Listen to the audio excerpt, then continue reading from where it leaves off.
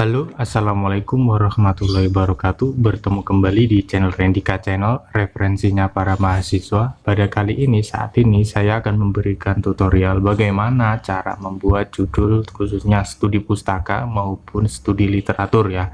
Karena di era zaman sekarang ini dianjurkan kepada mahasiswa ini menggunakan studi literatur maupun studi pustaka ya. Oke, bagaimana cara membuatnya? Simak terus videonya sekedap.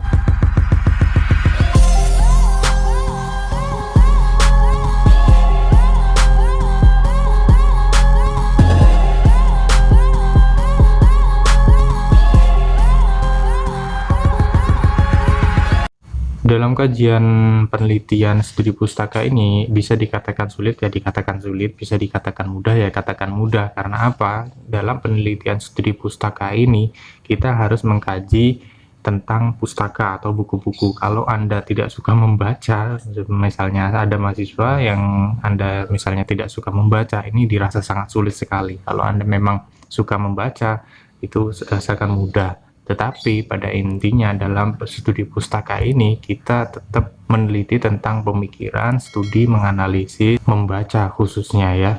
Oke, sebelum itu kita membuat judul studi pustaka, studi literatur, kita harus mengetahui studi pustaka itu dikaji dari literatur itu yang bagaimana. Nah, di sini misalnya Anda mengkaji tentang apa? Misalnya buku pemikiran tokoh-tokoh siapa, atau tokoh-tokoh Islam, pembaruan Islam, atau dengan tokoh-tokoh bersejarah, atau enggak Anda meneliti tentang eksklopedia ya. Terus juga bisa juga Anda meneliti tentang disertasi, tesis. Nah, ini referensinya bisa Anda ambil dari disertasi maupun tesis. Bisa juga Anda menggunakan jurnal-jurnal. Nah, ini banyak sekali jurnal-jurnal sekarang yang bertebaran di halangan kita. Kalau zaman dulu itu kita sulitan dalam mencari jurnal karena kita tidak tersedia media online. Tapi zaman sekarang ini karena banyaknya media online, maka kita dapat mengakses jurnal-jurnal itu dengan mudah. Nah, ini juga ada proceeding atau hasil seminar-seminar yang mungkin itu bisa ditulis atau yang mungkin itu dapat diteliti. Seringkali kita bingung ketika membedakan antara kajian pustaka dengan studi literatur. Padahal itu semua sama, cuma berbeda dalam pengucapan istilah saja.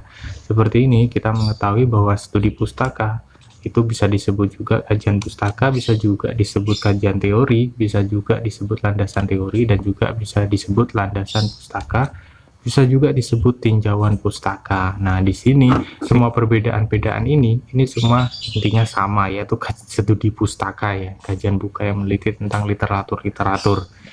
Nah, dari kalimat-kalimat ini bisa kita rangkai dalam penyusunan judul ya, dalam kata-kata ini, misalnya kajian pustaka, kajian teoritis, landasan teori, telaah pustaka, tinjauan pustaka.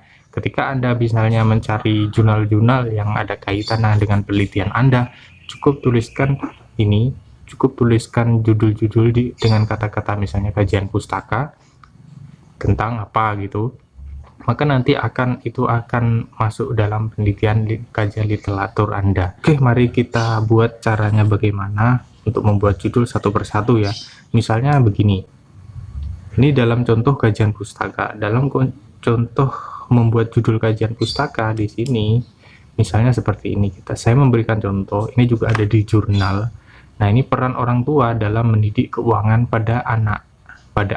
Jadi ini lingkupnya bukan nanti penelitian di lapangan, tapi dia mengungkapkan bahwa di situ adalah kajian pustaka. Di bawahnya ini adalah kajian pustaka ya. Jadi opsinya pada penelitian ini bisa dia mencari tentang jurnal-jurnal tentang pendidikan anak, itu semua dikumpulkan, dikaji, atau juga bisa dia mengumpulkan buku-buku tentang kajian anak. Nah, ini kajian pustaka, cuma kalimatnya ditulis di belakangnya itu kajian pustaka. Nah, ini ada judul lagi, ini konsep pembaruan pendidikan Islam menurut Fazlur Rahman. Nah, di sini konsep pembaruan pendidikan Islam baru zaman ini tidak usah dituliskan, atau enggak ini ada judul lagi, problematika kurikulum dan pembelajaran pendidikan karakter. Nah, ini studi literatur, karena di sini jurnal-jurnal tentang ini banyak sekali, makanya dirasakan sulit karena judul-judul dalam studi pustaka ini banyak ditemukan di dalam jurnal-jurnal di Google Scholar dan sebagainya. Maka itu Anda harus pintar-pintar dalam mengelola data. Juga nanti jangan hanya sekedar copy paste, karena kalau bahayanya kalau Anda hanya copy paste ketika Anda upload ke jurnal-jurnal penelitian, nanti akan terkena copyright atau terkena plagiarisme. Misalnya juga ini ada contoh judul studi literatur ya. Studi literatur ini seperti apa contohnya? Nah, seperti ini, studi literatur, peran teknologi pendidikan dalam pendidikan 4.0. Nah, di sini sudah dituliskan kata kuncinya ini studi literatur di sini.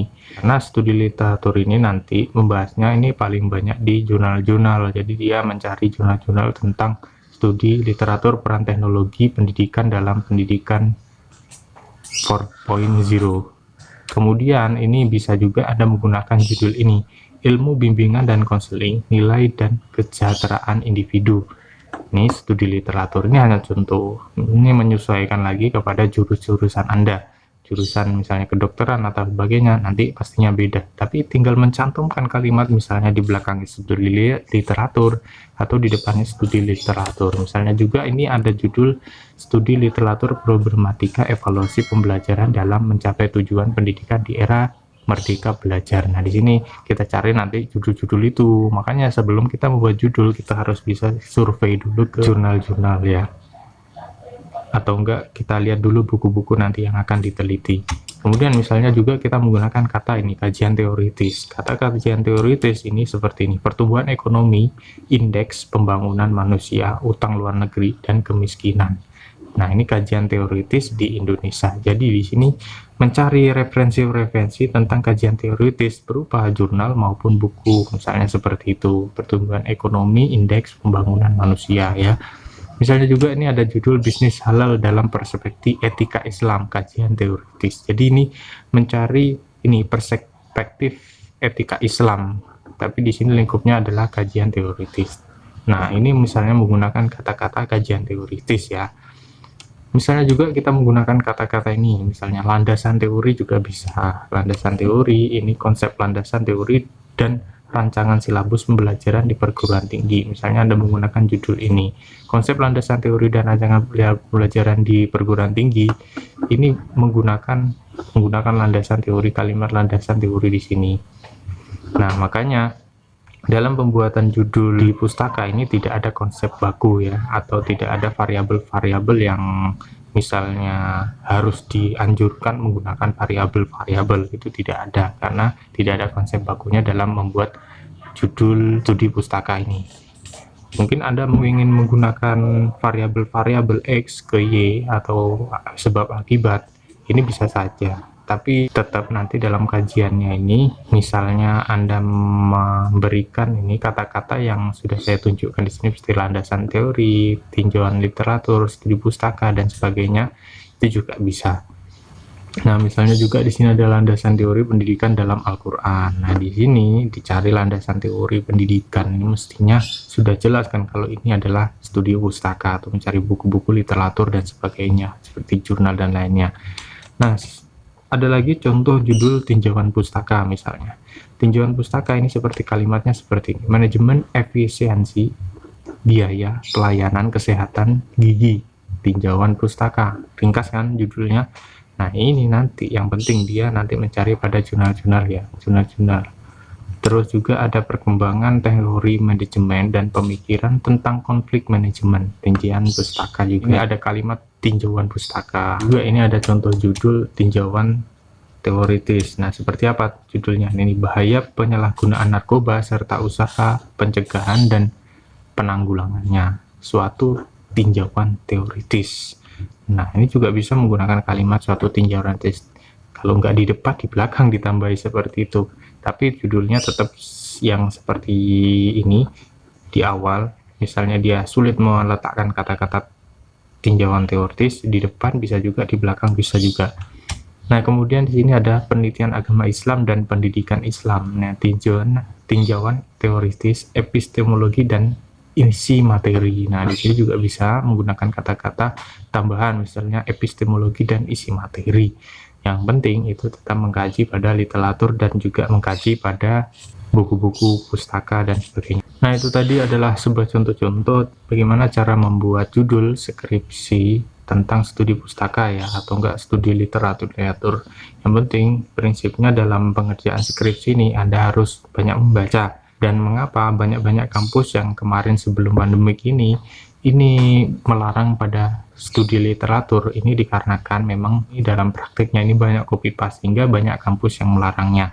Dan akhirnya karena di era pandemi ini kita di rumah saja, jadi kita tidak sering ke lembaga dan sebagainya, tidak ada perkumpulan-perkumpulan, maka kita meneliti di rumah saja. Nah, di situ dianjurkan untuk menggunakan studi literatur, dan literaturnya itu adalah buku maupun jurnal-jurnal dan sebagainya ya. Makanya yang faktor yang pertama yang harus dihindari adalah copy paste, tapi tetap selalu membaca. Jadi kita praktekkan di sini parafrasenya, kita baca terus kita ketik tapi menggunakan kalimat Anda sendiri. Yang penting tidak menghilangkan tujuan dari maksud ungkapannya itu. Misalnya juga bila begini, Anda melihat penelitian-penelitian yang lalu itu sudah pernah semua Pak.